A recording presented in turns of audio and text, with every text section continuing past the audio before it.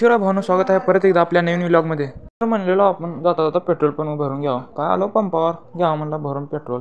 केली टाकी फुल. आता निघालो. तर काय हा भाऊ तर काय नेहमीच टेम्पोवर टपावर बसून आणतो. मग काय जनावराचा जायचा टाईम बी झाला तर शेळ्यात जावं लागत्या तेव्हा म्हणलं तुम्ही.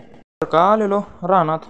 मग काय आज आभाळ बी काही नव्हतं. मग काय लागलो का आम्हाला आपले भाऊ पण आलते गप्पा मारला ते आम्ही गवत काढला तो भाऊला बोलत बोलत काढावं म्हणलं.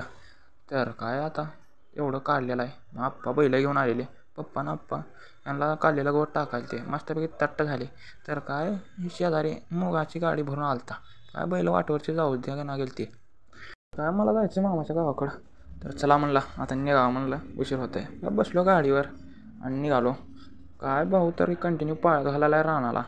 चला तर काय मामा म्हणले मी मला पण यायचं आहे. चला म्हणलं तुम्हाला सोडतो म्हणलं. बसवलं मामाला आणि घेऊन निघालो.